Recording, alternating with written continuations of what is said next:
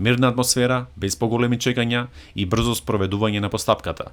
Таква слика видовме низ гласачките места во Скопската општина Аеродром, која е една од најбројните во државата. До сега, знаете, започнавме точно во 7 часот. Во почетокот во првиот час и немаше некоја голема излезност, меѓутоа после луѓето почнаа да доаѓаат и до сега имаме некои 26,2% излезност. Во слична атмосфера се одвива гласањето и низ другите гласачки места на денешниот прв круг од 7-мите председателски избори. Гласањето се одвива безпрекорно, мислам со сега задоволителна излезност. Имаме околу 11-12% излезеност, околу 45 гласачи до сега. За сега проблемите со кои се соочуваат изборните комисии се мали и се од техничка природа. Претежно се поврзани со функционирањето на опремата за читање отпечатоци од прсти.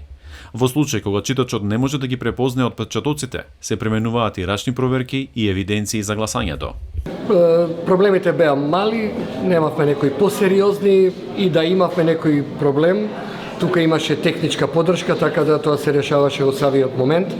Македонските граѓани со кои разговаравме посакуваат новиот председател или председателка да придонесат за подобра иднина на македонското општество. Да продолжат со тие интеграциите за напред за Европа да идат. Бидејќи ништо не функционира, да почне државата да функционира. Да почне да функционира. Да. Здравството, школството и да не ги наредуваме. Сам судството треба.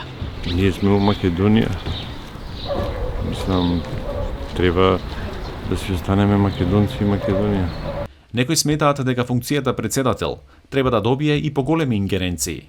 Мислим дека тука треба нешто да се измени, да биде председателски систем, а не да биде извршната власт главна. Ето, мислим тука треба да измени, а вака, он е као само фигура, не може ништо да направи. Од избирачките комисии ги повикуваат граѓаните да излезат на гласачките места во што поголем број.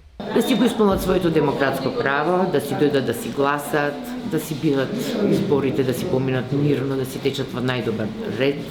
Да излезат у што поголем број, ние ги чекаме и ќе им помогнеме да се снајдат што е можно полесно. За Гласот на Америка, Тоше Огњанов.